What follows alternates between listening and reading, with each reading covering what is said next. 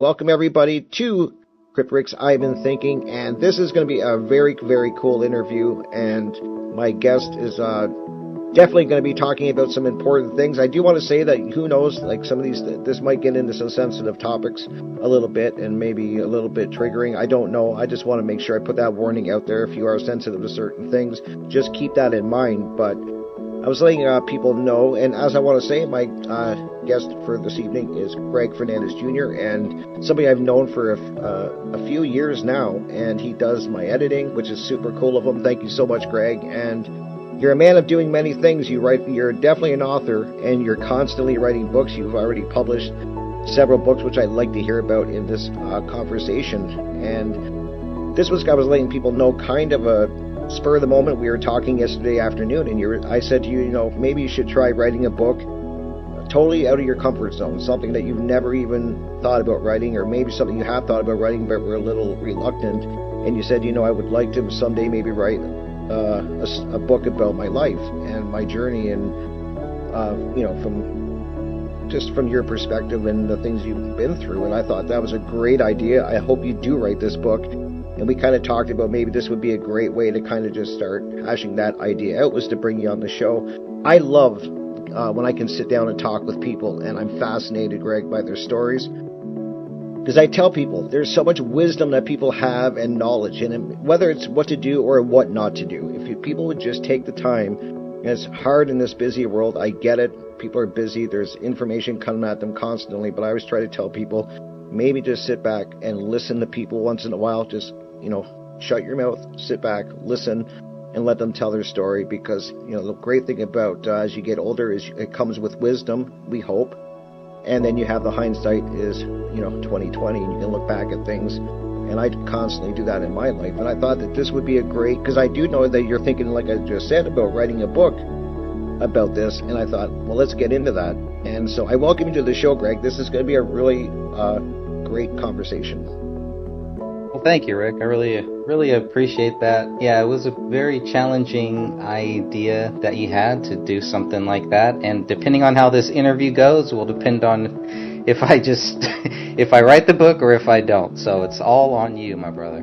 No pressure at all. There's no pressure at all. You got this. You got this. I do got it. I mean, well, because I find people I find your story fascinating too, as well as many other people I speak with. But I like to always, and the reason I'm kind of doing this is kind of something, Greg, that has been happening on the show a little bit more recently, is where I've been bringing guests on, and I want to get to know who they are. I think we talk a lot about, what's going on in the world, and you get into all these, topics that are hot topics and stuff, and that's where we kind of focus on. But I'm always fascinated by the person and their journeys, because for all the reasons I just mentioned, I really think people's stories are interesting, and I love it when I can kind of drill down on people's lives, and I think it helps them. I know it helps me, and a lot of people don't ask their guests, I don't think, about who they truly are and what they've been through. And so it's going to be something that I'm working my way through too. And if you have any questions for me, Greg, by all means ask. Fair play is fair play, but why don't I figure let's go back to when you were like, I don't know, it's hard to pick a time, but let's say like a young age, like 10 or somewhere around there, because I do know that you have some bullet points that you want to cover, and I know you're a writer, you take notes. I know all that. I definitely know you're doing that. So let's start at the age that you want to, but I want to go back to when you were young, and I want your kind of start there. Yeah, well, I grew up, I had two dads and two moms. Not they were in a heterosexual way, but I had my mom, and I had a stepdad, and I had my dad, and I had a stepmom, and it was just normal to have four parents. And I didn't really think too much of it. I look back now, and it worked out better than I thought that it would. But I think coming from that, and now that I'm a parent now, seeing what it's like to be part of a broken home and how tragic it can be on the kids, even if they don't understand what is really going on. And I did not understand all of the bad things, all of the evils that were going on, all of the struggles that my parents were having, and then some of the darkness that they were actually going through. To me, I was just a regular kid We watched sports. We watched wrestling. We had big birthday parties. I had double presents because I had two homes traveling back and forth. But I didn't understand a lot of the struggles that my parents were having. And one of the things that I was thinking about is how I know your parents are still together. They've always been together, right? Yep, since they were like 15 years old. That's incredible. What is that like? That must be that I don't know. It's just I'll never have that experience, but I want my children to have that. I want them to understand that is normal. That's how it should be. It shouldn't, like my dad. I love my dad. He's on his third wife now. Of course, my stepmom, she passed away from cancer, from bone cancer. She smoked and did not want to give it up, and that's just that. Right. Just what happened. So it's not like my dad was running around leaving all of his wives. My mom cheated on my dad. So at the age of 2, when I was 2 years old, is when my parents actually split up. But I'm always curious because I don't know that many people whose parents have actually been together their whole life and they're still together. That must be awesome. How are they now? They're amazing, and It's the more I talk to people, I realize, like, because you kind of think like that's how things are. Like, it's like, oh yeah, of course, like this is just normal. And then the more I interview people and talk to people and get to know people, then they kind of, trust me enough to kind of, I'm really blessed, and I don't take it for granted when people come and open up to me and talk to me, and I try to be very open, and I don't judge. I don't want to be that type of person. I just want to hear their story because, as I was saying, there's a lot of wisdom and you can learn from people if you just take the time. And I just always thought that was kind of a normal thing, and it's incredible. I think and then what's really kind of special too is my wife's parents are still together. They've been married like, oh my God, for like forever. Like they've been that's cool. Their only marriage. And they married young, and they're still together. So I don't know if it's a generational thing, which I'm sure it is. It's a Canada. It must be a Canada thing. It's a Canada thing, yeah. But yeah, I don't know many. I'm trying to think if I know anyone else that has stuck it out. I'm sure there is. Oh yeah, our best. This is kind of weird now that you got me thinking about it, Greg. Our best friend that we've had, my wife and I have had for 30 years now. Her parents are still together. And she just got married, and she's like me, my friend who's been on the, who will be on the show eventually, because I want to bring her on the show because, as I said, we've been friends for 30 years, and she's friends with my wife and I, and she just got married like 2 years ago, and she's a diehard, she's old school. When you get married, it's for life, good or bad, sickness, health. You're in it for the long ride, and so it's probably why we get along. And now I never even thought of that, Greg, until you kind of brought that question up. But cool. It's really cool. And the downside, I would say, and I know it's coming, is that my parents are still together, and my wife's parents are still together. But when they do, one of them does pass. I don't think it's going to be long before the other one goes because they don't know life apart. They've been together for so long, and that's a common thing that you start to hear. Is that if a couple's been together a long time, when one goes, usually the second one, whoever follows, pretty close behind, and that's what I worry about with I know that'll happen with my parents. I just know. Do they fight a lot? No. Never? They're so over that at that age by now that they've been through it all. They had rough patches, absolutely. I remember as a kid, they'd be fighting and stuff. There's ups and downs and everything, but the point is that they stuck it through, and they stuck it. Yeah. They stuck with it, and I think that's a really cool thing and something that doesn't happen very often. I think people run very quickly now at the first sign of any struggle or discomfort, and you got to kind of work your way through that. You're married, you know what I'm talking about. Yeah, I do. I'm on 10 years here, so we've been married for 10 years. We got 2 beautiful children, and it's just such a blessing. Especially there was a time where we didn't think that we were going to have any children, and no, I had to make peace with that. And my mother-in-law, who was a strong Christian woman from Russia, and she would always ask me. She would always ask me if I was mad at God or if I blamed God for that, and I just assumed, hey, whatever God's plan is, we're just gonna roll with it, right? Yeah. So, and yeah, I was sad because I did want kids, and but I had to make peace with it. And what's crazy is as soon as I made peace with it, about a year later, it all happened. So, it was an interesting journey, but we had, growing up, so as kids, when you were growing up, did your parents fight? Did you hear them argue? Oh Anything yeah. like that? Yeah.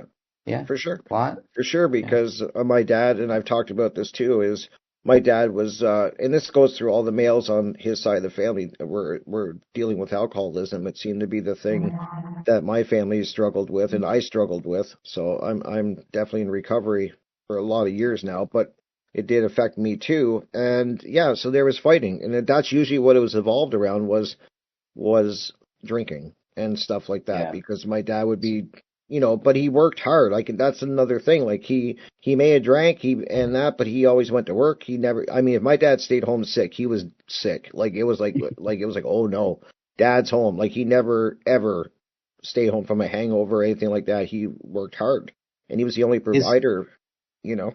is that why you don't drink, or does that have a big Well, no, effect on you? I just got tired of being sick and tired from drinking. Actually, Okay. that's what it was for me. But I definitely I was susceptible to it, and my brother was too. And my brother gave it up before I did, and doesn't drink now. He might have the Wow. odd beer. Like, I mean, it's rare. My brother has a beer in the summer. And mostly what he does is he'll have an eggnog and rum. That's his thing at Christmas. He'll have one. He allows himself one eggnog and rum at Christmas because he loves the taste of it. But that's about it. And I gave it up fully many years ago. I'm many years into recovery, but I definitely was heading down that path, and could have fell prey to it if I wasn't careful. But yeah, I just got sick of being sick. Basically, it wasn't fun anymore. Yeah. That's when the party stops. It does. Yeah, I mean, yeah, waking up and throwing up blood and feeling your head's been in a vice all night does not. Yeah, after a little while, you're just like, this isn't really working out for me anymore, and I'm glad I stopped, for sure. Yeah. Yeah, when I look back at my childhood, I not the woe is me. Everybody has a rough childhood in their Absolutely. own way. Yep. It's even people. So I don't want to act like my childhood was any rough or any better or anything like that. Everybody struggles. Everybody goes through all of that stuff. You know, my ex-stepfather was a very abusive man, physically, mentally, and some of that is still there. But there are a lot of times where I do remember him. I was scared of him as a kid. First of all, I was really scared of him. And as a kid, he never hit me. Nothing that I can remember. I recall one time he and my mom would always fight. They were always fighting over something. It was always something, and there was a lot. Our house was full of screaming and yelling and cursing, and TV guides getting thrown back and forth. And he was a big smoker, so he would smoke. This is back in the '80s, so he was smoking cigarettes in the house, chain box, and whatever you call it, through the whole house, cigarettes and weed. We found out later when I started smoking weed later on. I found out, what is that smell, and there would always be the top of a shoebox in the back of our van, and he would hotbox weed in the car with us, and we're like 7, 8 years old, and like just no common sense. And I know he had a rough childhood. I think he was touched. I think he was touched as a child, and I think some bad things happened to him as a child. And later on, he would turn around and he would do that to his own kids. So he was my stepdad, and I had 2 younger daughters that were his. And to think that a father could ever physically touch their children or any kids is crazy. But doing that to your own children and everything, it really messed all of us up. And I'll get into that a little later. But Okay. the earliest thing that I remember is I was playing wrestlers. We had the old Jack's wrestling ring, and the big Jack's wrestling toys. I remember. They're in the other. Me and my brother, we would just go hide in our room and just play with our toys as they fought. That was just the normal thing that we did. And for some reason, he and my ex-stepdad and my mom, and I couldn't have been more than maybe 7, 8 at the time. And they're fighting and they're arguing, and I can hear him physically, like, hurting her, physically hitting her or something. And so I jump out of the room, and I tell him, "Don't hit my mom." Well, he looks at me, he says, "Shut up," and he pushes me, and I fall directly into the wrestling ring, like smack dab right in the middle, and it just cracks. And it was kind of a breaking point, because he broke down and he started crying and he realized that he did something wrong. And then, that was the only time that I can ever remember that he actually physically touched me or physically hit me or anything like that, or any of us really. But then years later, my mom would tell me some horror stories of what he would do to her. So it was 10 years, those first 10 years of my life up until about the 5th grade, when my mom finally left him. That was just our life. They would fight, they would make up, they would just do some crazy stuff. There was a lot of drugs involved, not just weed or anything like that, hardcore drugs, a lot of stuff I didn't realize. And it was my stepmom who was trying to get us out of that situation, trying to tell my dad. My dad was a firefighter, so he worked 24-hour shifts. Right. And then they had their own kids. So there were 8 of us. We had 8 kids from 4 different families, kind of thing. So, kind of this big mixed family. But just at that time when I was young, and my sisters, they were really, really young, I look back on it now and it's like, man, it was rough. It was really rough, and I'm glad that we made it through that. And those were the good days of my childhood. He bought me all of these Star Wars toys. He took us to all of the wrestling matches. He would take us to go get to go meet the wrestlers, because I think he was involved with something where he showed up at the actual hotels where the wrestlers were staying, and I think he was bringing them drugs or pills or something. Right. So we always got to sit out there, and the wrestlers, they would sign autographs, they would take pictures with us. I still have a lot of that stuff too. So it's kind of this love-hate relationship that I still have with wrestling, because I want to forget about him. I don't want to think about him. It's even hard to really talk about it, but at the same time, it's crazy, because there were a lot of good times that we did have. And wrestling will always be part of that, which is crazy, because I'm a huge wrestling fan. But it's hard to I can't really separate myself from wrestling, from who this monster really was. And like I said, those were the good times. As we got older, as he got older, and as life changed, things got worse. And when my mom left him, she, for whatever reason, she didn't get custody of my 2 younger sisters. Me and my older brother, we went to live with my dad for a couple years. That didn't work out. That was a whole nother issue. But my sisters actually went to live with him. And I think that's where the pedophilia, I think that's where it started with my 2 younger sisters back then. Wow. And for years, I kind of knew that there was something going on. I didn't know exactly what, and then years later on, I found it, and I confronted my older brother about it later, and he still, to this day, kind of won't talk about it, but I believe something happened with him when we were little kids. And I definitely know something happened with my 2 sisters, but it was frustrating as a teenager, trying to figure out a way to how do you get my sisters out of this spot? How do you get them away from this monster? Right. Yeah. And it was just, everybody kind of knew, but nobody they didn't know what to do. They kind of turned the other way, or just whatever. And for me, the final boiling point came when I had two younger brothers, and my two younger brothers, all of a sudden, my mom was dropping them off at this guy's house. And so I was like, oh crap, the same thing that happened to all of us probably. If it happened to me, I don't have any memory of it. I don't know. But I was like, everything that happened to us, I don't want it to happen to them. We got to break this chain somehow. And I remember I was there. I was staying over there at my ex stepdad's house, who, my mom and they had long separated. And my two younger brothers were out in the living room, and I kept wondering why they weren't in a bedroom. Right? I wanted to get them in a bedroom, get them away from him, and he just did not want to put them in the bedroom. And I knew why, because waiting for everybody to go to sleep, and then he could touch them. Right. He could do bad things to them.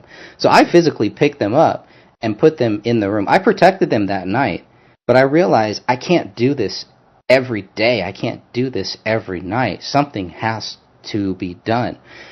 Well, I went to the police and found out that my older brother had also went to them. And the police tell me, the detective tells me the story of, yeah, your brother came here. Your ex-stepdad, he tried to touch him. Your brother freaked out, and but they didn't know what to do. So what ended up happening was I had to actually record. I had to have my mom. I had to get my mom involved in this. Really put pressure on her. We got to get them out of there. Got to get my two sisters out of there, away from this monster. And so we had my mom do a little voice recorder, and we had to get my sister to admit that something was happening. That was the only way. Mm-hmm. If we could not get her to say, yes, my dad is touching me, there's nothing that we could have done. This would have never happened. They would still be there. Not now, but, it would have gotten a lot worse. For sure. And it was already bad. It was bad. And probably so bad, like, we don't even talk about it that much,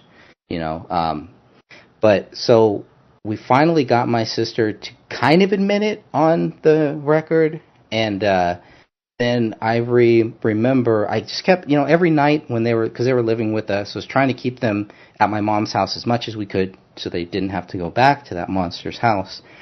And I kept telling my sister, I was trying to encourage her to just come forward, to, it's okay, it's not your fault, the same old things, all the stuff that these are traumatized kids, and they were maybe middle school, maybe, and my sister, she still wouldn't tell me that it was happening. And I remember I put them to bed, and I was walking out of the room, and then she kind of opened up right before I left, and then she started she didn't tell me exactly, and I didn't want to know exactly what was going on. She told me enough that we could get Child Protective Services involved and get my two sisters out of that house. Wow. And I'm glad that we did it. I'm still kind of mad at everybody because I feel like I was still a kid, and I was still going through my own stuff too. And I just wonder why nobody wanted to do anything. Nobody wanted to get them out of that situation. Yeah. They really needed to get out of that. If I could see it as a kid, how the hell could nobody else see it? And it still bothers me to this day. But it's something where it's like you don't want to let that have control over you. You don't want to let it own you and just put you in this deep, dark place. And I wasn't even the one who was going through that. So I can only picture what my sisters are going through or have gone through, and just how they dealt with it. Nobody ever really got any counseling or any help for it. And different time though. Like you're bringing up. Wow, yeah. Like I'm listening to what you're saying, and I'm just, I admire you for you being the one to stand up and at least recognize what was going on and then do what you could, because you were saying like you were at a young age, but if you saw it going on, absolutely the adults around must have known something was up, and I don't know if it was that generation, if it was, because back then so many things were kind of swept under the rug, whether Yeah. it was mental illness or there was abuse going on in the family or whatever it was just kind of like nobody said anything, and it was kind of kept under wraps. And I don't know. I don't know what the case would be back then, but I'm glad that you did manage to, get them out of there. Yeah, and It's I think a rough story, brother. listening to Jake the Snake Roberts years later talk about his Right. experiences with his dad and how his dad used to do things to him or his mom too. I think His he mom, was he was saying, raped by his mother. Yeah. yeah, Yeah. and then I remember he was talking about, and this is before I was a parent, and he was talking about like he can't even have his daughter. He couldn't have his daughter sit on his lap because it was just too weird. You know what I mean? And I was like, man, that sucks. That must really suck. And I find myself kind of like that too. Hmm. Like I'm not comfortable with them, and I don't know. There's still some of that there, and I don't know how you deal with that. I don't know how you get over that, or if you just do the best that you can. Yeah. But I I still remember wake up Jake. at yeah, it was crazy, but he was that part really struck me. I was like, man, that sucks. You can't you don't want to hug your kids too long. You know what I mean? It's just like it really messes with people, and it's a lot more common. I'm sure everyone that's listening to this has been through that or knows somebody that has been through that, and I don't know how we break that chain. I don't know aside from just watching your kids 24/7 forever. I don't know how else to break that chain, man. Yeah. And before I cut you off, you were saying you were thinking of something. Do you remember what you were going to say? Because I kind of added in what, because I do remember that Jake the Snake interview, and I think he said his daughter was in her 20s before he ever let her sit on his lap because he was scared that he was going to become his father. And Yes. I just when I heard that, I was like, wow, like that just shows how deep the trauma goes. And Yes. Absolutely.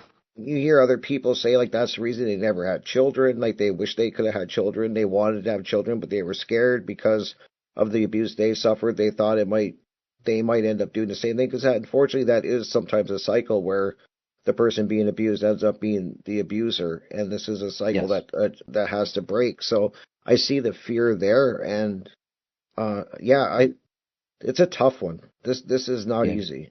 Even to hear you Yeah. tell the story. I still wake up at night. I can't sleep most nights and everything, and it still brings me back to those moments, to those days. Because when I got into a lot of trouble, I actually ended up going back and living with my ex stepdad when I was maybe 14 to 15 or so, Hmm. and so I got to live with my two younger sisters, and everything came back, and I knew something was happening there. So I would sleep with them, I would protect them, I would not sleep myself, and just tried to protect them to make sure that he didn't do anything to them while I was there. Right. And it really brought me to uh, some of the worst days of my life where I was just ready to just die. And I just figured whatever happened. I ended up joining a gang. I ended up just not caring about my own life, doing lots of drugs, and just kind of just gave up and just like whatever, you know. But even to this day, I still wake up at night just to go check in on my kids. Hmm. Um, and I don't know, I think it's good. I think we should. I think every parent should. Don't just, leave them alone or anything. But as they get older, it's like, you know, I'm going to struggle with letting them go to. I don't want them to go to their friend's house, just unless I'm there. I don't want them to stay I get that. overnight anywhere. And they may not like me for it. They may not understand. Maybe one day they'll hear this. Maybe one day I'll let them listen to this when they're older, over 18 or something. But Yeah. Right. there's a lot of reasons why. Not only am I protective of my children, but why I feel like we all should be protective of our children. Why sometimes I get mad at other parents that I see when they just let their children go off and run off and do anything or just be around anybody. You don't know. You don't know who these people are. They may seem like good people. You just don't know who they are. And I'm just going to do my best to protect my children. And if it makes me look crazy, if it makes me look weird, I don't care, because I'd rather be wrong than have something happen to them. Good point. It's one of my biggest fears. Yeah, and I'd be the same way. I really would, because like that's the thing. Like the older people that are listening, like our generation, Gen Xers or whatever, would understand that it was like I always say. I find myself saying, Greg, that it was a different time back then, but it really was. Bad things were still happening, but the world has gotten crazy. Like Yeah. beyond what I don't even recognize the world sometimes. So I would be one of those parents too. I would want to know, like, if my children were going, I would have to know the family that they're going to go. If they're going to go spend the night, I'd have to know the parents. I'd have to get to know them. I'd have to. Mhm. You have to do that now. It's unfortunate that you have to do that, but that's not a bad thing. I think being involved in your children's life and really watching what they're watching, especially on the internet, I would be so hardcore with my children when they were on social media and on the internet, that I would want to know, because we know what's out there. And Yes. unfortunately, those young children and young kids are who get preyed on. So it's a Yeah. different time. Like, social media has really changed the game, and just, it's a different world. It's a different time. I keep saying that. I sound like a broken record, but it really was. And It I just really want was. like I'm just wondering about, did anything ever happen to him, or did he get, like, what happened? No, not really. Not really. I know he was connected, but even if he wasn't connected, you still hear stories of, they just kind of go off and do their own thing. But no charges were ever pursued by the police that we went to and told them. I told them everything that I thought was going on, and Mhm. it's a whole legal thing. So I don't blame them. I know they're just doing their job and everything. But no, nothing ever really happened to him as far as through the court systems or the legal systems or anything like that. I think his biggest punishment is that he is being punished on Earth right now, living a horrible life. He's had strokes. He's had he can't work. So I think, unfortunately, the best thing for him right now is to just kind of live out hell on Yeah, Earth. Maybe that's the best karma. punishment for him right now. I do worry that he's still out there, and you just never know. I hope nobody else is bringing kids around him, but how would they know? They How don't. would That's they the thing. know if they're like, because he's not going to be on any list. He's not, an official pedo or anything like. Even though he should be, Child Protective Services had they allowed my sisters to get out of that house, but I don't know why charges were never pursued. And we did try. My mom did. She did try to do that, but I just, I'm still mad at her. And I talked to my dad about this a couple months ago. And, as a Christian, at some point, it is something I have to just let go. But right now, man, I can't. I'm still mad. I'm still mad about it. I don't know how nobody else saw this, or like you said, it was a different time. It was more about being embarrassed about it, or okay, let's just keep our kids away from it. But we're not breaking that cycle. And so I think I kind of took all of that anger and that hatred and all of that courage as a kid and everything, and carried it with me. And I think God used that to make me a better person, to make me a stronger person, and to have no fear, really. I mean, after everything that we went through, as kids and all that stuff, like, what could I possibly fear? What could anybody That's true. possibly do to me after that? And That's I true. still, that changed a little bit after I had children. It should have changed once I got married. Once I found the love of my life, I think about that now. It's like it really should have changed then. But it's still, now to this day, it's still something that I struggle with. But Right. going to church, it always keeps me balanced. But it's still something that I deal with today.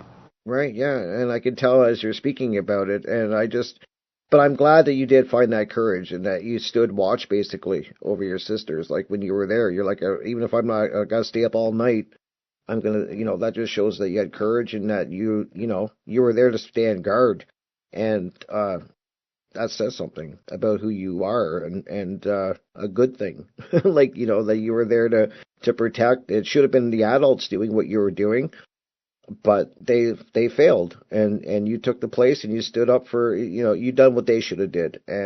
Yeah. And how did your like, and geez, these are sensitive topics, but if I ask anything, Greg, that you're not comfortable with, please just Oh, it's say okay. we're not going there. But how are your sisters doing? Like, have you guys talked about this, or is it something that is not discussed? Are they okay? Like, I just, We kind of went back and forth on it. Right now, they're not really talking to me. They like what happened later is they went to live with us, and they brought all of their baggage and everything like that. They brought it with them, and then there were still a lot of problems. Like I said, we didn't go to counseling. I'm not the biggest believer in counseling. I've been to counseling. I think it can work. I think it can help. I think it is good. Not a therapist where they go and they give you drugs, but I'm talking about a counselor, someone that doesn't know you. You just go there and you sit there and you talk to them, and you could tell them anything. hmm And I've done that, and it worked. I thought it was great. I think counseling can work for people in the right context, but they didn't want to go. They really didn't want to get help, and I think that's why they're struggling. I think that's why they're struggling. I'm proud of both of my sisters, but I think especially my younger sister, because I think a lot more happened to her. I think it was a lot worse, the things that happened to her. But then my other sister, after my mom left this monster, then she got with this other guy, had 2 kids, my 2 younger brothers, and then that guy ended up doing things to my sister too. wow, And then gee, nobody believed her. I was the only one who believed her. And even to this day, I'll bet you if I ask some people, no, that her dad did that. No, she's not going to lie about stuff like that. There's no reason to lie. And so it's like man, like I don't understand that. The children are the most. We should be protecting the children that's right. the most. Scripture clearly tells us, man, if you hurt any of these children, there's some serious pain coming for you. Not in this world. We can do that too, but the problem is if you go and you hurt those people who have hurt others, you got to be careful, because you may be taking some of that judgment that should be for them. You may be now putting it on you, because you're taking away God's judgment. You're acting like you're God and saying, "Oh, we need to do this to these people." Punishment, yeah, things need to happen, and it's a slippery slope, and nobody is going to agree on how do you deal with this. How far do you go? Do you torture these people? Do you castrate them? Do you starve them to death? Do you let them repent? Do you hope that they will actually turn back to God? So many different questions that I don't even like to think about or even talk Right. about. But, so then it was like the cycle kept going. So yeah, we got them out of that house. Other things happened to them with her new boyfriend that she ended up having my 2 younger brothers with. She ended up leaving him. We found out later he was shooting up with my older brother. He got my older brother involved in drugs and heroin and other stuff.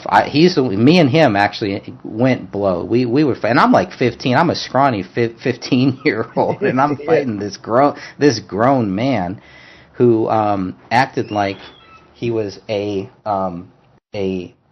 hell's angel, and Right. then Yeah. and then my brother met a hell's angel, told the hell's angel about him, and he ended up getting beat up by the hell's angels because he wasn't a hell's angel. And so there's a lot of different stories that I could I cover know, like I didn't. about that. These are things I never even knew about. Like, and we've been friends for a few years now. We talk very often, and I didn't know a lot of these things. This is tough stuff to speak about, and I thank you for coming on the show and trusting me enough to do this interview, because I think it may help people to realize that they're not alone, and uh, you know, people go through similar. I think a lot of times people think they're the only ones going through something, and it's just, I think, the human condition where you kind of just think it's only happening to you, or it only has happened to you. And I've talked to a few. I have a good friend too that was abused as a child, and yeah, it's tough. It still affects him. He's aware of it. He'll talk about it, and but it's still there, and something that we'll talk about it when he's comfortable. It might come up, Yeah. and he'll kind of bring it up and say, like, he knows why, he knows that it's affected him relationship wise and stuff, and he's still working through it. He's almost 40 years old, so this stuff definitely has a lasting, lingering effect, and all the same things that you said, that he's just worried that, like, is it going to pass on to him, and all these things. This is something that I'm hearing more and more. Yeah, just Wow. looking at children, it's like, what can we do? And I hope everybody just pay closer attention, pay more attention to the children, any child. And sometimes you will see signs. Sometimes you don't know if they're being abused, but you will see signs. God will bring people into their lives who will get them out of that situation, and you may be one of those people. God can use us for these things to get them away from these monsters. Mm-hmm. And I just hope that Especially everybody would. yeah, Yeah. I'm sorry, I didn't mean to cut you off. I was going to say, No, it's especially okay. if the child comes to you and tells you that something is going on, like, believe them. Like, Yes. don't take that Believe them. lightly. Yeah. Yeah. Like, yeah, be on their side, because I can't imagine the courage it would take for a child to even come forward and say anything. Yeah. And some Yeah. people, And it took, and what's crazy is the first person that I ever brought this up to, that I think that this guy is abusing his kids. The first person I brought this up to was this guy's brother. I had worked with him. He was my uncle, one of my favorite uncles. I love all of my uncles, but he was one of my favorite uncles. He was in and out of prison. He talked smack to Charlie Manson. He was a pretty crazy dude. But we worked at a box shipping company, and he was kind of like my mentor, and I really respected him. I loved him. He was the strongest person. I knew if there was someone that could protect us, it would be him. mm-hmm. And he was pissed when I told him this. It's like he didn't even know that this was going on. He ended up fighting it and ended up really beating him up. The thing about this monster, my ex-stepdad, is he is a coward. If you confront him, if you do anything, he will back down. Always back down. He is just a Like slime of the earth. Yeah, just like most cowards. And then my uncle started telling me stories about how when they were kids, he had my uncle had his girlfriend over, and my ex-stepdad tried to do something to the girlfriend. And he had this weird play that he would, like, get a blanket, and he'd be under the blanket. Then he tried to put you under that blanket. Well, he tried to do that with this girl, and my actual uncle, he, started beating him up. And my ex-stepdad, all he did was just put the blanket over him while he just got beat up, and that was, I mean, just a snake, cowardly of the cowardly. Yeah. But so I'm pretty sure something happened to him too. And my uncle said, yeah, there was something that happened where we think, some stranger, somebody ended up touching him, and that's kind of where it starts. But we got to figure out ways to break that cycle. Like I said, everybody out there knows somebody. You've either been through it, and it's not your fault. People need to realize it's not your fault. And yes, there's more. I still beat up myself. Man, I wish I would have told somebody when I was younger. I wish I would have done more. But it's not our fault. It's not the fault of these children. But just please pay attention to the children, because sometimes they will say it in ways without saying it. They may come up to you because they respect you, because they don't go to their parents, or they don't want to be around certain people. You will see those signs if you look for them, and I hope people will.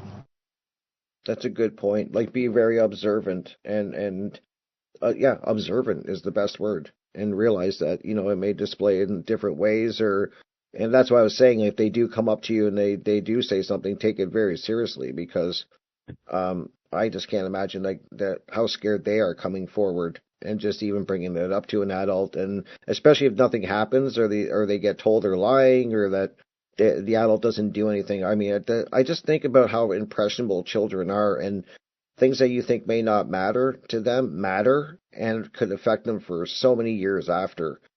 Um, People have to be aware of that. I talk a lot about that.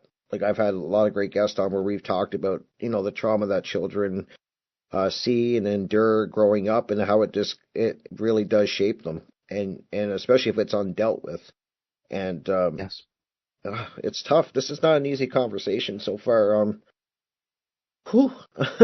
um, I just it takes your breath away, and it's upsetting. It really is because it's going on, and yeah, people have to start stepping up, and I don't know how to deal with it either. I really don't. That's probably a whole different show, Greg. But to keep it going, because I got to keep an eye on the time here too, because I know we got a Yeah. break coming. Yeah, okay, we still got enough to get.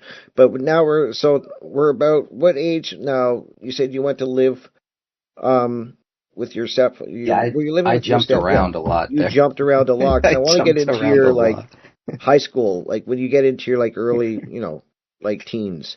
What Oh is yeah, going I'll on tell you with you? about high school. Well, it sounds I probably crazy. Like like you're in gangs and like I didn't even know some of this stuff. Like you're in gangs and yeah, I I mean, skipped over all that stuff. yeah. So like, where do you want? Yeah, like, you take it from where you want, from where we left off. But I definitely like this. Obviously had an effect on you and Yeah, led you down. there is a happy. I'll jump to we can go back over some of the other stuff I wanted to talk about later, Okay. but I'll jump to the happy ending. It's kind of crazy. Maybe you've heard a story, maybe you've watched a comedy movie like this. I was almost 20 years old when I graduated from high school. I always wanted to graduate from Castro Valley High. I had dropped out of school. I had given up on life. I was ready to die. I joined a gang. I looked myself in the mirror and said, "Okay, this this is it. This is it. We're going down." You know, How old and were you just when you decided this? Like, how old do you think you were when you were like, "This is it. Like, this is my path. I'm going to 15, join." 15 Wow. years old, Okay. probably. Yeah, Gee. about 15 years old. And I said, "Okay, well, that's it." Um, I had to go to school, so my mom made me go to school, which is great. And all of course, all the gangster buddies were at school, so it was like, yeah, that's cool. I'll definitely go now, And there were rival gangs, and there were riots at our schools. It wasn't one of the toughest schools in the Bay Area. It's actually one of the I don't say, well, not one of the least ones. Castro Valley High is where I wanted to go. Castro Valley High is like the Beverly Hills High, the Sweet Valley High, if you know what that is.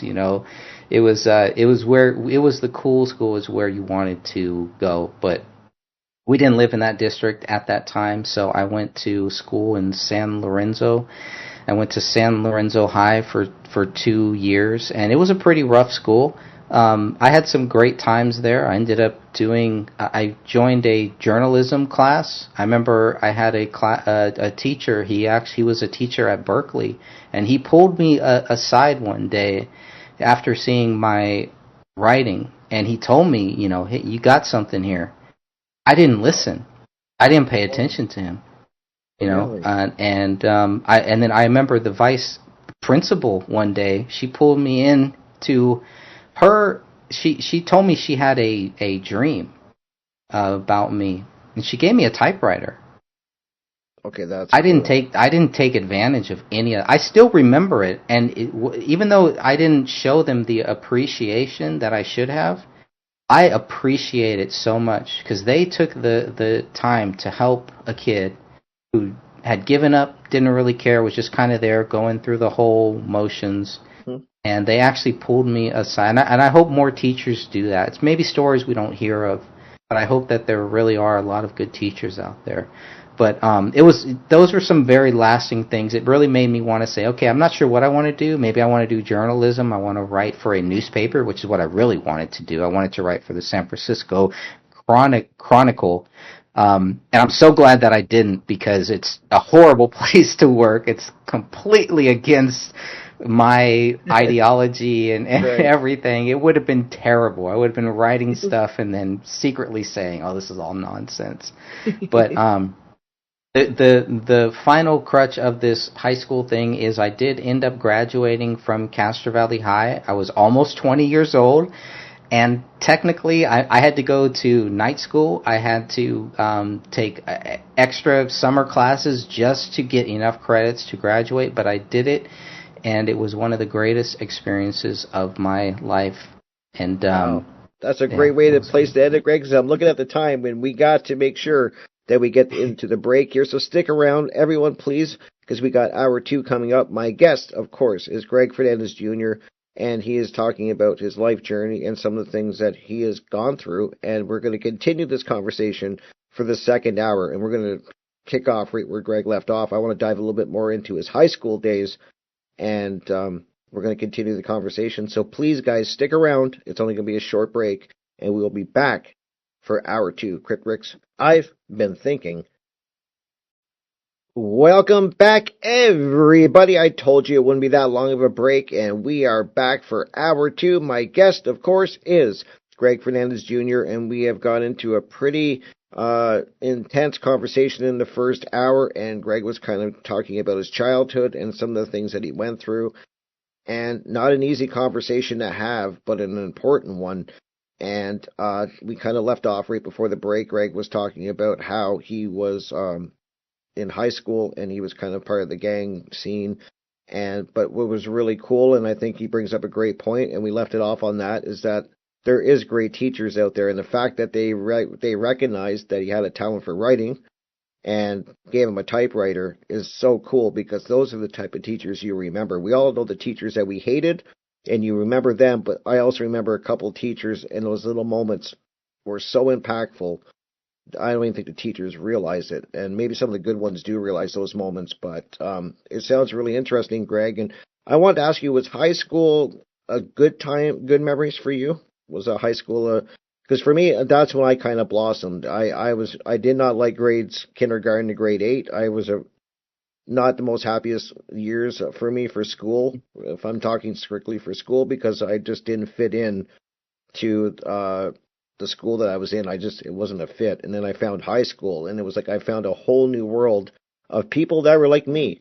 Like, it was amazing. I was like, wow, there is people out there. I'm not the only weird one out there, because I just didn't fit in to the public school that I went to. It was a Catholic school, and I just didn't fit in. So how was the high school for you? Like, was good memories, or it sounded like I you was were doing the other wrong? way. Yeah, I Really? was the other way around. Yeah, I had as far as schooling and friends and all that stuff, everything was going very well until 5th grade, when I got pulled out of school because my mom left my stepdad, left the monster, and I had to go live with my dad. And so that was crushing, because I left all of my friends, Mm-hmm. and then within a year, I'm back there, and then kind of having the same problems. And then in about the middle of this, in junior high, everything was awesome. My favorite years were probably in junior high. I was like one of the most popular kids in the 7th grade. And so then in the middle of the 8th grade, I got taken out of school again because my mom left her then boyfriend, the father of my 2 younger brothers. Mm-hmm. So I got taken out of that, and I had to go back and live with my dad. I ended up running away a couple times, and so after that, it was troubling, and it was never really the same as far as school. Always in the back of my mind, and I always thought about, man, if I would have not been pulled out of school, would I have still had the same friends and everything? So then we get back, and we're back in I'm living at my mom's, probably about a year or 2 before I start San Lorenzo High. And then she takes us to Southern California. And that's when, with a big bag of weed, my older brother and me, that's all we did. We smoked weed all day, and we played Street Fighter for like the whole year. Spent the whole year doing that, just wasted life. Completely wasted, And So then after that, we come back to California. I start going to San Lorenzo High. It's fine, but it's like you have to be on your guard because there's lots of gangs there and lots of gangs in the area. Lots of gang members that will just show up after school looking to fight people and things like that. And a few times where we had a school resource cop. I don't know if you ever had those. It's just like one sheriff deputy who like kind of watches over the whole school. And so there was this kid from another school. They were gonna fight. A couple kids were gonna fight. The kid brought a gun to the school, and our resource officer, I remember this vividly, he chased him. I didn't even see the gun. Somehow the resource officer saw the gun from the kid, chased him, and it was a whole big thing. Our school would have riots. It would be the blacks against the Mexicans. That was like a big thing back then too. And kids bringing bats to school, smoking weed in class. And here I am just trying to I was just trying to figure out what I was basically. And so I started, I love drama class. So I got back into drama class and started doing that and doing the journalism and just anything to keep my mind off of everything else that was happening as soon as I left those school grounds. And it was a thing to do, yeah. Wow. Yeah. My school was nothing like what you described. Like nothing. No, not here in Canada where I lived. Like nobody was bringing guns to school. I don't even think I saw a bat. There wasn't riots. There wasn't, like, you'd have the odd fight. I think I saw like 3 fights in high school. And they were pathetic fights to boot. Like, they weren't even real good fights. But it was, wow, like, nothing. Sounds amazing. That sounds like Castro Valley High, which is where I really wanted to go. Castro Valley High was like one of the most diverse schools, where you would have skaters, you would have people wannabe gangsters, and you would have cowboys. It was one of the only schools in the area where, like, there's some cowboys here, and what? They all got along. Yeah. It's like my high school. Yeah, like, we all had our groups. Like, you had the headbangers, you had the jocks, and all of that. But we all still, like, socialized. Like, we were just, like, and that's what was so freeing to me when I went to high school. So I get that. But the school that, what you're describing just sounds like more stress on top of, like, if you have a rough childhood or like a rough home life or anything like that, then you have to go there to deal with that. It's a lot for a young mind to try to navigate, is what I'm thinking as I hear you describe that. Once I made it back to Castro Valley High, that's when like this light was shining and good things really started happening for me. Like I said, I was already 17, so my 4th grade teacher was the vice principal of Castro Valley High, and my girlfriend at the time was like, "Hey, why don't you just try it, just see if you can get back in?" Mm-hmm. I was like, okay, yeah, sure. So the vice principal, who was my 4th grade teacher, who loved me, who scolded me, is one of she was a very very tough woman, but a very gracious teacher too. Mm-hmm. She said, "Okay, I'm going to give you a chance." So here I am, 17 years old, almost 18 years old, and she's going to let me go back to high school. And I got 2 years. I need to finish 2 years here, so meaning I'll be almost 20 when I graduate, if I graduate at that point. Yep. And so I'm older than everybody there, and that was pretty trippy. That was tough, because I remember I did get into one fight. Well, there were a lot of kids that tried to challenge me, and what would happen is after school, me and my older brother, we drove up on some of these kids and said, "Okay, now what?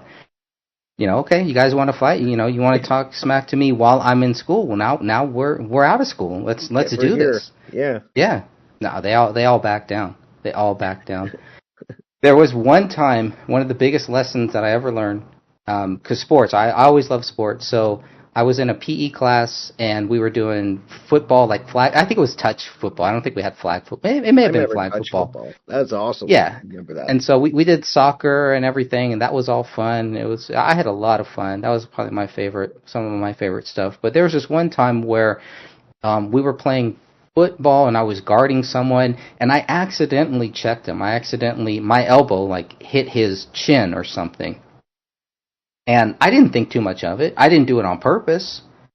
Um, and so on the next play, the guy gives me a receipt. Right. I go to catch the ball and he pushes me, and I go tumbling and I jump up and we're like nose to nose. And you have to remember, I'm 18 years old at this time. This kid, he's got to be 16, maybe 17, a pretty jacked up kid too. And so I just instinctively punch him and I just sock him. And Okay. as soon as I punch him, I realize, oh crap, this is it for me. I'm done. I made a School is mistake. over. Everything I've been working for, my dream of graduating from Castro Valley High is done. And so I'm running. I'm back because he's coming at me now after I hit him, and he is coming at me, and I'm backing up. I'm backing up like, okay, come on, come on. But I'm in my mind, I'm thinking, man, I need to end this. I need to end this. And as a kid, when I was younger, when I was in fourth grade, fifth grade, sixth grade, seventh grade, I was pretty good at talking my way out of any fights. Right, because people would challenge me then too, but I was always pretty good at kind of standing your ground and just kind of figuring Talking it out through. Yep. just talking it through. So Yep. I was as I'm running backwards and he's following me and he's chasing me, and I'm just moving backwards. I kind of spit on him, he spits on me, and somehow we just kind of leave it at that. Our teacher, who's very old school gym teacher, he's like, okay, let's just all go back. We just all went back to class and never talked about it again. I ended up making up with that person. But if I would have just said that I was sorry, that I did not mean to hit you on the chin, none of that would have happened. And it was a Right. big lesson that I learned that day. That's Hey, right. sometimes you mess up and just say if I would have just said I was sorry, he probably would have been like, okay, cool, let's just keep going on. And nothing else Yep. would have happened. Exactly. Actually, it's happened. Jeez, it happens. But yeah, some people won't even apologize. That's the thing too. It's a good lesson. Like maybe just Yes. apologize. So that's a good a lesson that a lot of people should follow Good that never lesson. do. And but I really want to touch on when did you start? Like you see, this is where you've done a lot. Like I do know a lot of the things that you've accomplished. Like you've done music, which you've been in a studio and done your own music, which is incredible because I love drumming and I'm learning how to write music and all of these things I can't. I'm like lyrics. I'm still struggling with in that. And you've done music and you definitely are writing. You've got a lot of books that you put out and are writing currently. You got a new one that's almost out. So you got a Yep. lot going on, but did you start, because you said you were in drama, so you like Mhm. drama class. Now, were you continuing with that, or did you start writing music? What came first is, I guess, is a good question. Mm. So I was trying to write like martial arts movie scripts, things like Oh, that when I was that's awesome. younger. But probably around this time when I was in San Lorenzo is probably when I started writing songs, and so I started rapping and did a little freestyle, a few freestyles, but most of it was just really writing, finding any music that I could write to. When we used to buy a single, a cassette single, and Yep, I on remember side them. B, they would have the music, but it didn't have Yep, the lyrics. So I would just yep. write to those, and so I spent hours just writing to those ones. And so I just kept doing it, and my gangster friends, they encouraged me, and so obviously it was influenced by that. So it's nothing that I would want, nothing that I'm proud of today, but it did help me kind of work my way to eventually, once I realized that the music business, how bad the music business is, how influential your music can be, and I started For trying sure. to write good music, everything that I learned from my childhood helped me get to that point to where the last 4 or 5 musical projects I'm really proud of, and I think everything that I went through back then showed me what was wrong, so I was able to take the bad stuff, but still utilize the good stuff that I learned, Hmm. how to rhyme, how to write, how to just cut everything and start over. You have to be willing to do that, Oh yeah. and it's all practice. That's right. And did you find that music was a good way to vent your emotions and Yes. stuff, like to deal with like your traumas and that? Were you putting that, like it's probably a good way to get that aggression out and work through things? I would Yes. imagine.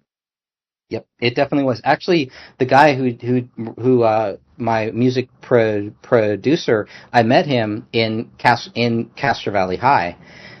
So he started. We were in gym class, and I think I gave him one or two of my songs, and he liked it. He was like, "Hey, why don't you come over to my house?" And I got a nice studio, and well, it was it was in his bedroom. He had the microphone in his closet, and that's where we started. And yeah, that was 1997, I think, and that's when I really started getting serious. And he would take the music we would do, he would create a CD, and at school he would sell them.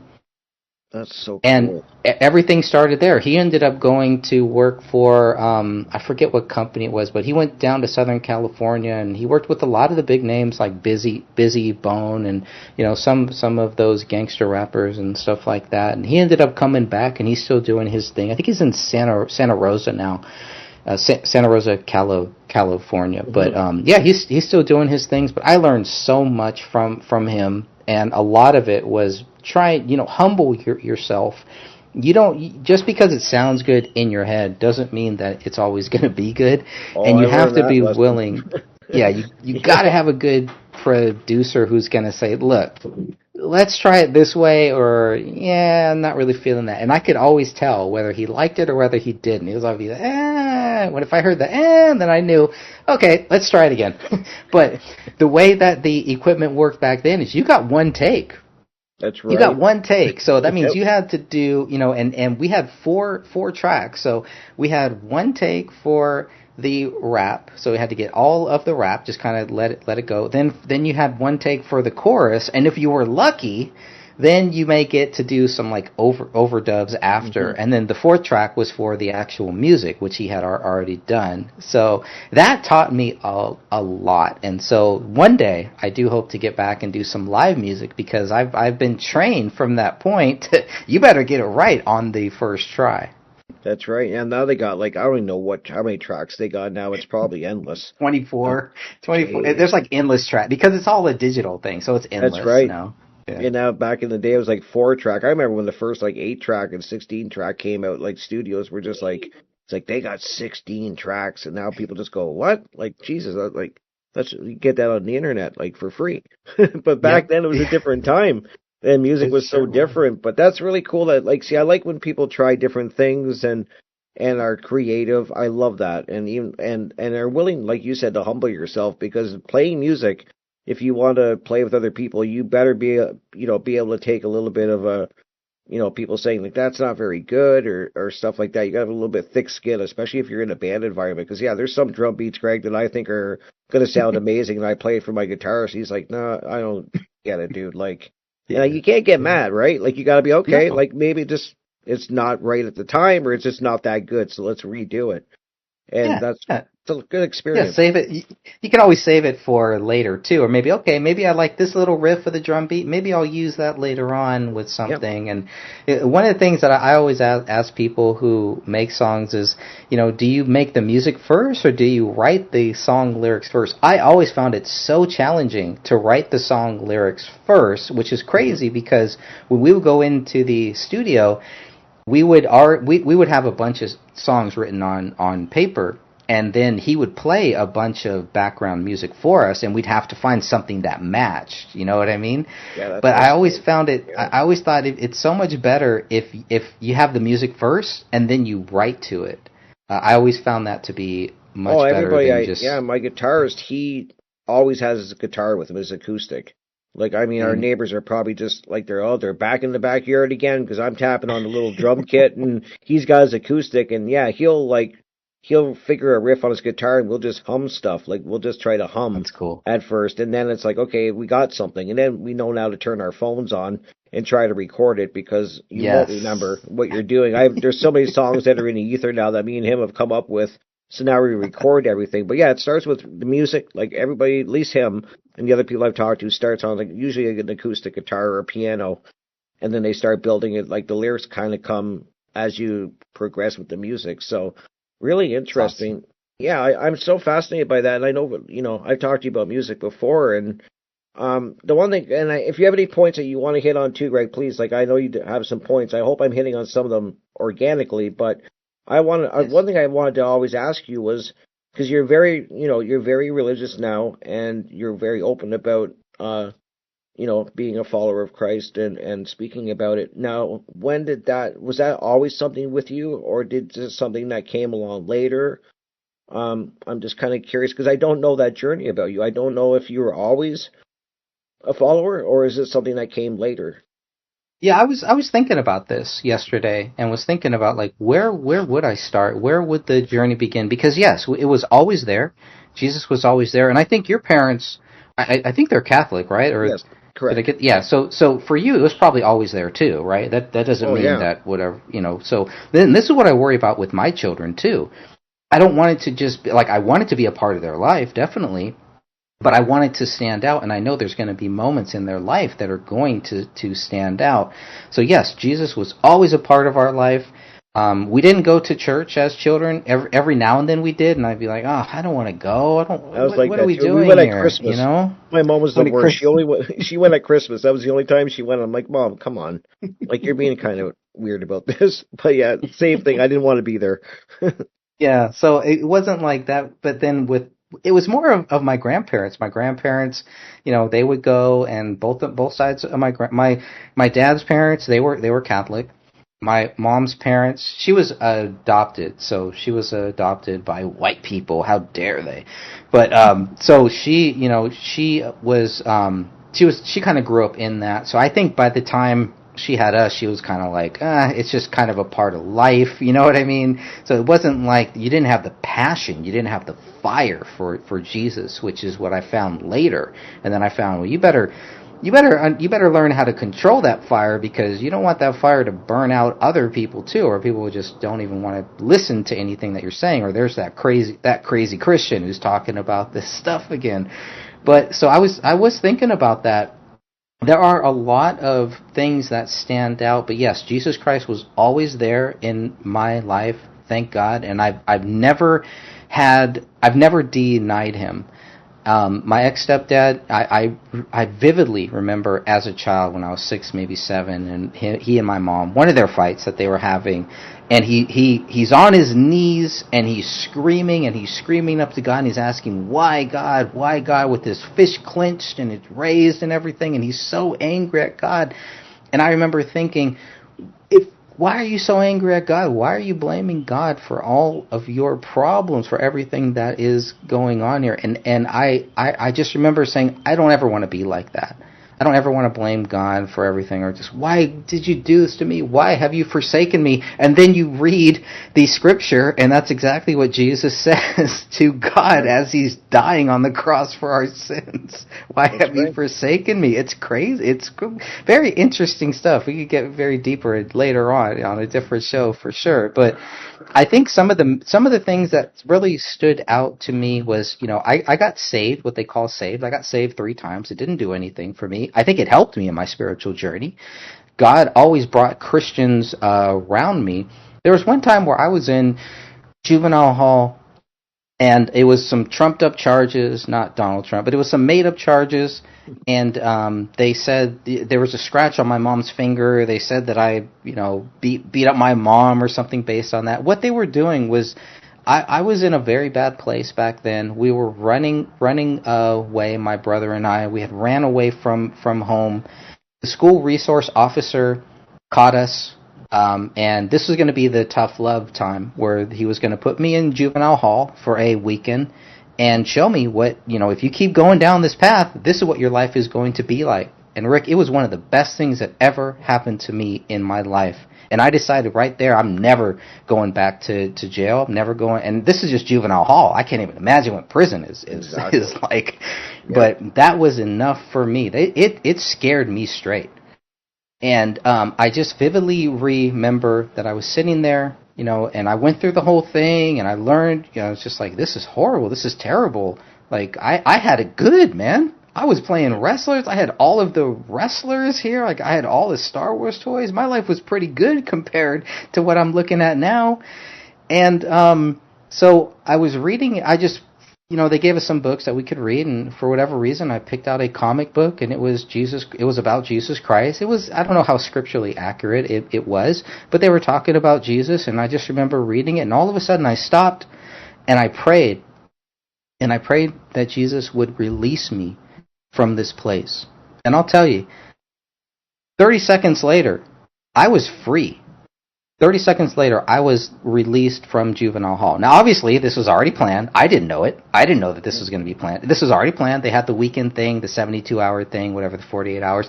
And I still had to go into what's called a halfway home, where you're just kind of there with the other runaways, the truants, the people that are just getting out of juvenile hall, and they don't really have any place to go yet. So it wasn't like I was free and all, I'm back at home and blah, blah, blah. But it was a moment that really stands out to me, because whereas everybody else knew that I was going to be free at that time, I didn't know it. You didn't. And I just happened to pray. So it's like, it's the power of how strong is the power of prayer? And that was one of the first times that really stuck with me and said, Jesus is not just someone that they talk about.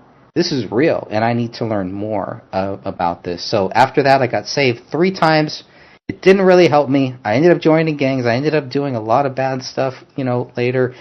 And it was really when I went to work for family radio, for the radio station, that I was surrounded by Christians. And I had to talk to them, and they, and we would hear, because they would play the radio station. So it's all about God.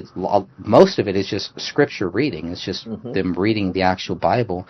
So I got to hear all of that, and I'm like thinking, oh yeah, that makes sense. This makes sense. And then I started reading the Bible on my own. That's where I met my wife, my future wife, and it was one of the biggest experiences as far as becoming a strong Christian. Not just someone who just, yeah, I'm a Christian. I'll see you next week. Do whatever you want.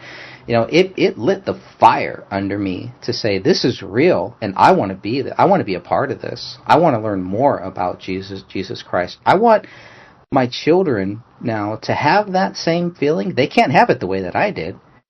And at the same time, I don't want to push it too much on them to where they fall away from it. Does that make sense? Oh, it makes total sense. Yeah, I get it. Because, that's the balance that you're going to have to struggle with, kind of, and navigate is probably a better word, is that you don't want to force it, because you know what children do. They usually rebel. Like, I did. Anything my parents wanted me to do, I'm like, I don't want to do it. And that would be, and religion was kind of forced. It was, like, I didn't have a choice. I went to a Catholic school for the first, in Canada, we have like kindergarten to grade 8. And then that's like, if you either go to a Catholic school or you go to a public school. And so I went to a Catholic school, and then from grade 9 to, 13 back then, that was your high school. Is it like a private school that your parents pay for, or is it just like another? No, it was, no, there's a couple of Catholic schools here, and it was forced on me. Anybody can go, or is it? Sure. Or do you have to be part of the Catholic community? I think you have to be. I was so young. Like, I went. I'm not sure how I got in. I'm sure I had to be baptized and all that. I would assume. I don't know. Oh, so you are baptized then? Yes, of course. I went through all of that. Yeah, I went through all of that, but I was also in trouble a lot because I asked a lot of questions that the priest couldn't answer, and I was just somebody that questioned things, and I didn't mean to be. Got the ruler? Did you get the ruler or the pedal? No, I never got that. I never got bad enough where I got the belt. And I tell people, like, back in the day, the principal could, if you did bad enough, they could take the belt and they would smack you across the hands. Yeah, in the second grade, we still had the belt. Oh my God, now you'd be in jail, like what they used to do. But it worked. I mean, I never had that. I never got that bad, but my friend did. He lit a garbage can on fire during lunch, and then they caught him, and he got, his hands were bruised for like days, man. I was like, and that scared me straight, kind of. And I remember, because you were talking about how you got scared straight, and that was the one thing that always saved me from wanting to do any crime. Like, because I talked to people, that, and they would tell me about prison stories, and I'm like, I don't want to go there. Like, it sounds horrible. Like, so I'm just not going to go there. I'm just going to do things. And then I had buddies in high school that would go and do B&Es, and then some of them ended up in jail as we got older. And I always kind of just want to go hang around with the girls and stuff. I was like chasing all the girls in high school. I didn't want any part of yeah, I didn't want any part of jail or prison. I was like, nope, I'm not going there. So, but yeah, it was interesting, and I get what you're saying. Like, you don't want to force it on your children, but you want them to be aware of it and explore it. I guess it's gonna be tough, I Yeah, think, for you. I think But I so. was going to ask you too, where you met your wife, and you did answer that already. Is that you? So you met her through church? Is Um, that what you met I your wife? met her. I actually, I worked at a coffee shop, at a drive-through coffee shop, and Nice. she one day she came in to get hired, and I made sure she got hired. She looked good. I was like, yeah, let's hire this person. I was the manager at that time, the worst manager ever. All I did was play my own music, forced everybody to listen to my music, and yeah, we just had a really good time there. So anyway, so she got hired. She almost got fired within a couple weeks. I convinced the higher ups to give her a second chance, and she made it through. But that's where I met her. I was her boss. I started out as her boss at a drive-through coffee shop. So That's so cool. And well, and was she always very religious too? Was her family, is that a big yes, part of yes. that? So she came. So they came from the Soviet Union, and they Mhm. came to San Francisco when she was about 5. Right before the Soviet Union collapsed, they Right, had right. came over here. They lived in a small little bathroom type, just a small little shack out in San Francisco. Her dad worked his way up. He didn't know the language here. Um, they got a job at family radio stations. If anybody knows Family Radio Inc., there's some good stuff. There's some bad stuff. They were the ones who thought, they predicted. Well, Harold Camping said, look up Harold Camping. He predicted the world was going to end, and just ruined the whole company. I think he took it over. He did not start the Christian radio station, but he ended up taking it over, and a lot of bad things happened. But that's where my father-in-law got his job, because he knew, he was an engineer, so he knew a lot of this stuff. He couldn't speak the language, but the people at the radio station said, "Okay, we're going to give you something, and if you can fix it, then you got the job." And he couldn't speak the Fixed it. language, but he knew how to fix things, and so he got the job. And he's the one who helped me build my first computer ever, and taught me about the programming. And I quickly realized that I had no interest in programming, how to do computer programming. Right. I just could not. And I would look at some of the computer programmers, and look at your local computer programmer today, folks. Look in their eyes. There ain't much going on there, Oh yeah. unfortunately. It's Yeah. a tough job. It's a different skill. And what's crazy now is a lot of the programmers are being forced out, because now the computers are doing everything for them. So they don't That's even right. need real computer programmers, which sucks, which really sucks. So but they were always strong Christians. My father-in-law, he was actually, so he had to join the Soviet Union army. He saw something there. He saw some light, which he thinks was some type of a UFO. Doesn't know if it was like a secret Soviet ship or something, but he did see something there. He's seen demons. Before he became a Christian, he would do like cover songs for the Beatles, and so he was, very musically gifted. But there was one time where he was at his apartment, and he looks up, and all of a sudden there's these gray hands coming down from his ceiling, and he goes to the window as if he's going to jump out, and then stops and then prays to God, and then everything kind of, you know, everything is fine after that point. But it was one of those stories that really stuck out to me. But a very strong Christian man, and my wife grew up in a very strong Christian family. Even to this day, my father-in-law passed away. They said he was going to die in like 2002. He ended up making it to 2021 or something like that. Wow. So, but That's crazy. mother-in-law, she ended up going to the church that we go to now, and she's like a big member. She's more involved in the church than we are. She's like all in, and we're just like, I'm still kind of, we're not members. I'm still kind of leery about the whole membership thing. It's like every time I would join a church or kind of get invested into the church, something would happen.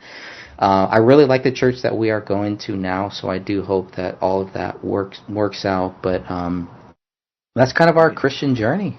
Yeah, because I never asked you that before. Out of all the years that we've talked, I'm just like, I never asked Greg if it was something that you were kind of like, it was through your whole life, or if you discovered it after a rough time. Because you hear a lot of people getting saved, in prison or later in life, they kind of find their way to Christ, and I just never knew that. I never thought to ask you that. It's kind of a personal thing. I try not to really get into, probing on people and stuff, because some people like to keep that, close to their heart and stuff, and keep it personal. But I'm glad that you answered that. Thank you, because I didn't know, and that's true about radio too. I'm kind of glad that you touched on that, because radio, that was one thing that I discovered about you and we started chatting about, is that you did do radio for a while. So you're very familiar with this whole concept of radio and stuff. And I often go to you for advice and stuff, because there's stuff I'm learning about radio now I never knew. Especially being part of a local station now, I'm just like, okay, I don't know certain things, but you've done all this. Like, you had a radio show, you've been on radio, you're very cool. And do you think you would ever I would love to see you get back into radio. I know that you have children, and that's probably, that's going to take a lot of your time, and you're very busy working, and you're writing book after book, which we got to get into before the show ends, because you've written a lot of cool books that I've had the privilege of reading, and look forward to reading your other ones. But is radio something you're going to visit again? Yes, I would love to. I would love to get back into radio. It's a lifelong thing. So obviously, with young kids and crazy schedules, it's not something that I would say that I could do now. On a monthly basis, sure, but on a weekly basis, that's tough.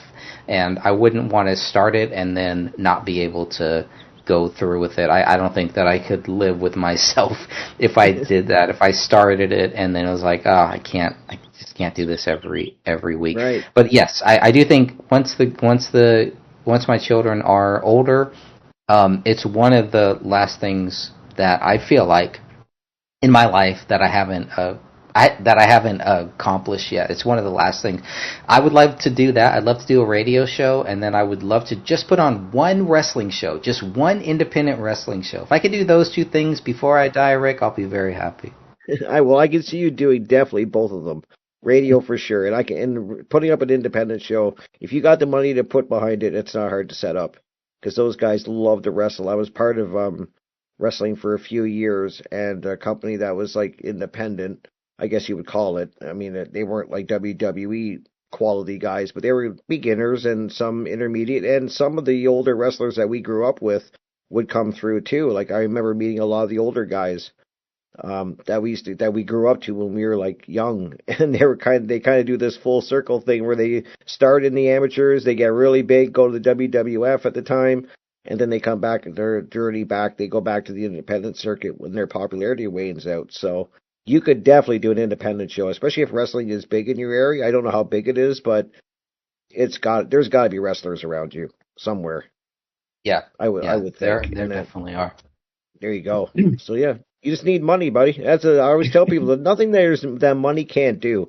Because I always have a lot of people asking me stuff like, "Can this be done?" I'm like, anything can be done. If you got the money, you can hire somebody to do it. Believe me, it can be done.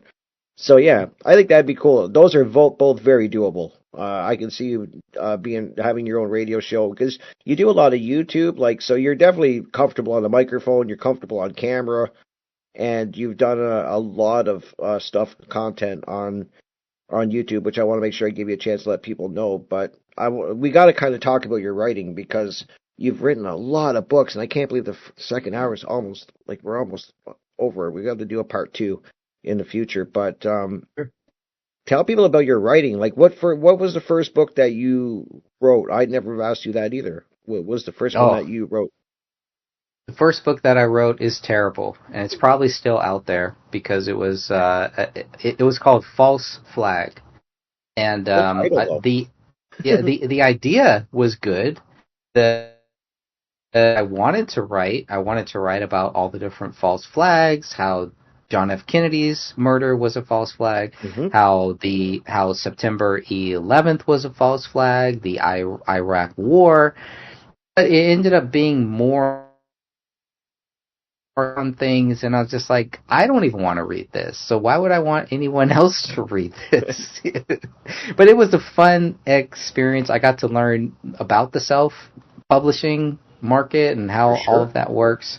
But it's like I hope nobody ever finds it. It was terrible.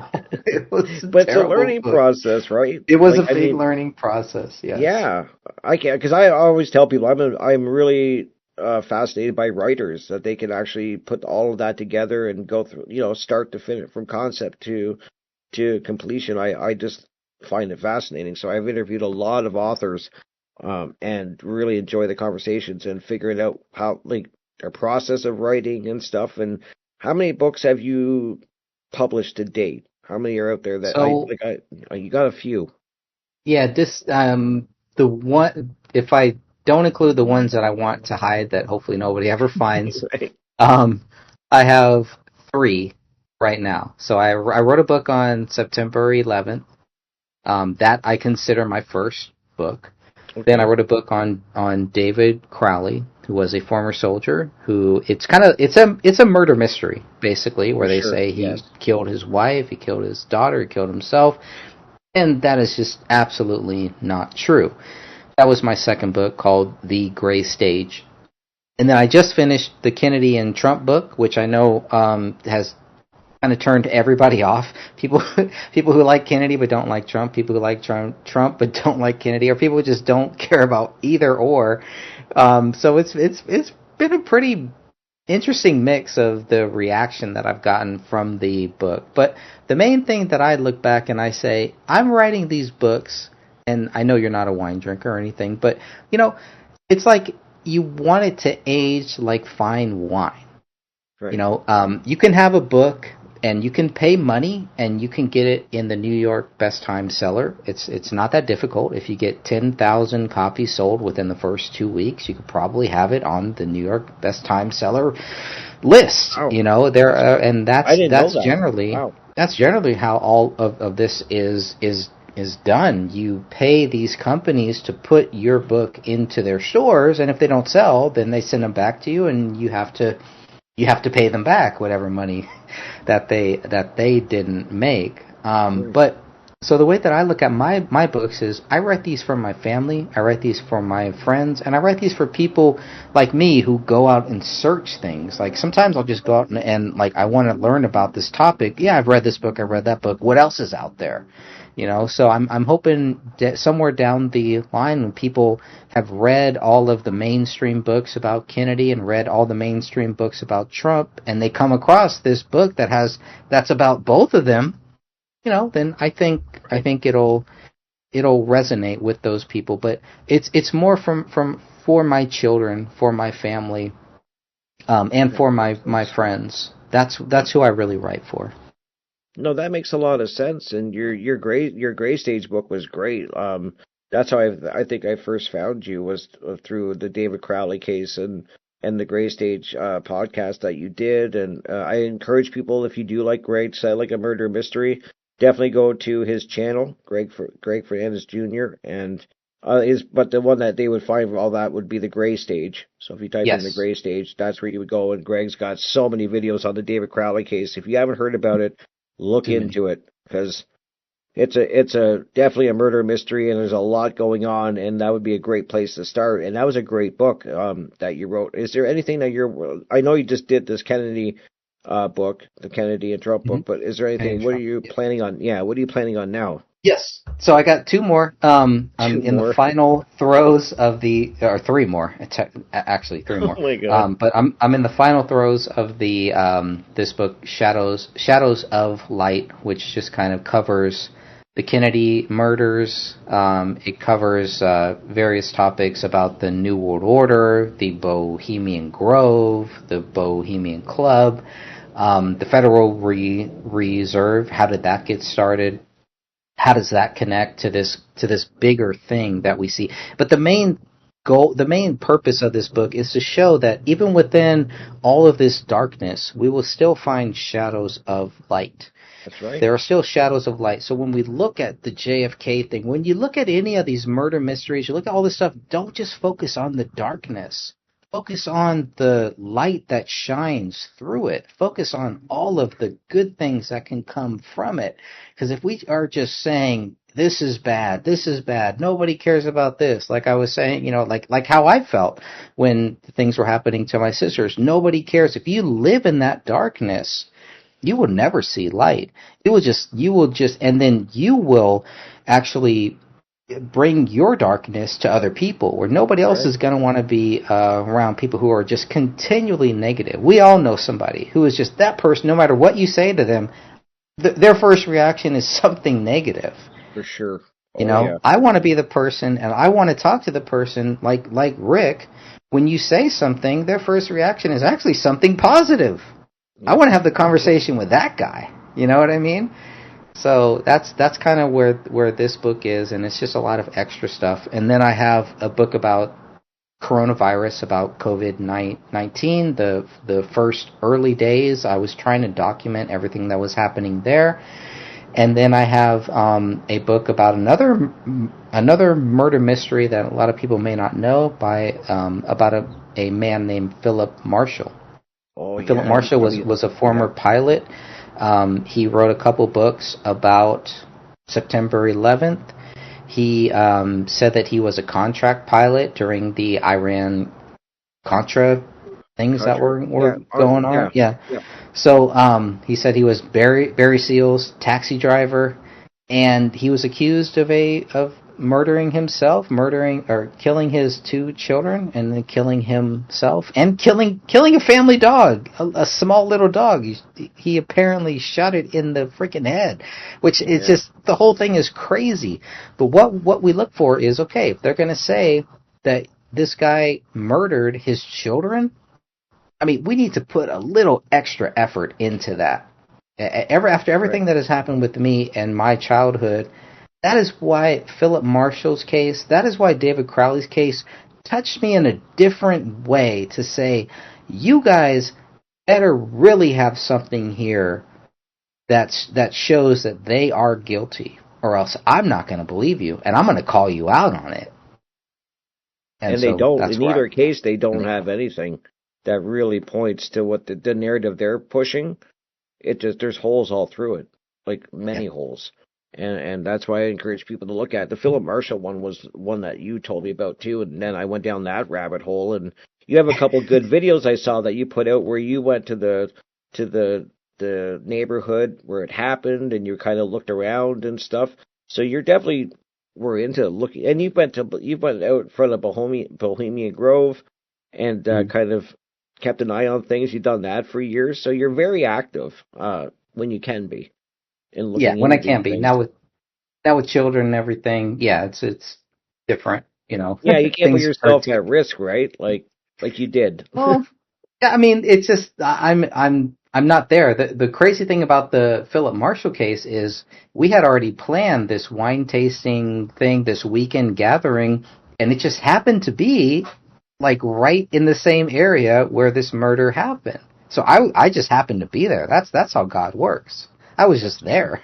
I was at the right place at the right time. So I got to see 1 week after the murder mystery, after the murder happened, what was the neighborhood like? What were the locals like? What were they talking like? And it was different. The first week, everybody was a little more open to, okay, yeah, there's something really very, very strange. We go back 2 weeks after that, nobody wants to talk about it. Yeah, and so it's like this small town thing where everybody got the memo to shut up. We're not talking about this. We need to just make this thing go away. This is bad for business, which it is. So I totally get that. People aren't going to want to go and spend money and visit a little town where there may be a killer out there. There may be somebody who killed a man and killed his 2 teenage children for whatever reason, shot their family dog, a tiny little dog. Nobody's going to want to go to visit that town. So Murphy's, California is a very interesting place, and that's how I met, or that's how Steven Sanzeri got.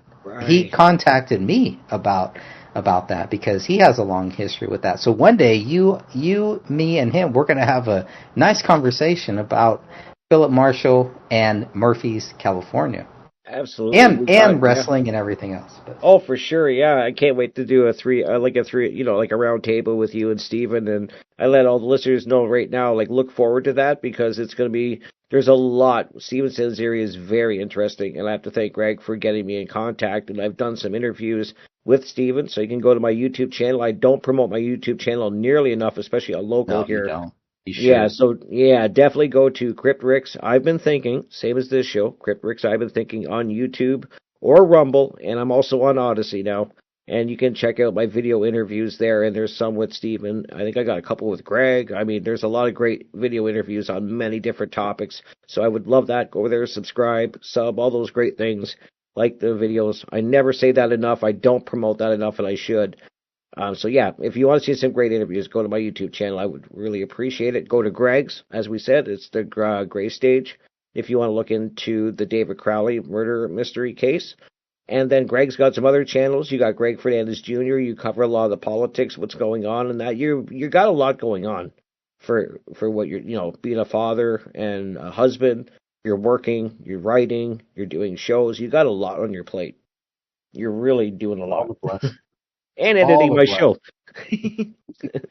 Yeah, well, and it and let's also thank Revolution Radio too. They've been this is Absolutely. this is a great place. One of the last radio stations, the last real radio stations here. I just love everything that they are doing, and God bless you all. Yeah, exactly. And I love radio. And I mean, I could do a whole show with Greg talking about just radio, and we have talked about radio a lot because I love that. I grew up with radio, and it's so near and dear to my heart. And I truly do believe that these types of conversations people are craving. I think that especially when AI starts really doing all the work and there's not really content creators doing their own thing, I think that people are going to crave this type of talking and communication and listening. They're going to go back to radio. I know I do. I can't handle a lot of the AI stuff that people are putting out now. So radio is what I grew up with. I know you did too, Greg, and it's Yeah, always going to be near to my heart. there's something very special about radio, and God bless all of the local radio stations, all of the radio stations that are hanging in there. I know it is not easy. It's not easy, but for any of the radio stations who can do real radio and can thrive, keep it up. I mean, we definitely love you guys. We love you all. Absolutely, and it's the generosity of the listeners. It really is that keep a lot of the radio stations up because and that's just true. I've always said that it's very much our listeners, incredible listeners. I was saying at the beginning of the show, Greg, I get incredible emails from my listeners, and they're just amazing listeners. They really are, and I can Yeah, never thank them enough. what's the best way to support your local radio station? The best way would be to, well, I would say go to the website, which I don't have off the top of my head. I don't think even unless you can bring it up quick. Do you remember the web address? Oh my God, I don't even have my computer. You say I can look really quick. Let's see if we got time to actually promote it. But it is Amherst Island Radio. That would be what you would type into Google. So if you want to check out the local radio station, because I'm kind of simulcasting right here with Revolution Radio and now Amherst Island Radio, which is a local station. And if you type in Amherst Island Radio in Google, you will come up and find it. And there's ways to donate and support there as well and get involved Yeah, because isn't there something great about just tuning in and you're not sure exactly what you're going to hear, what you're going to see. You just yeah, kind of tune in to the radio station, and whatever they're playing, hey, that's what you get. That used to be what MTV was. That used to be what yeah. radio is. Turn on your local radio station right now. You can't skip it. It's not Spotify. It's nothing like you can't skip through it. But hopefully they have good content that will keep you coming back to support the radio stations that you love.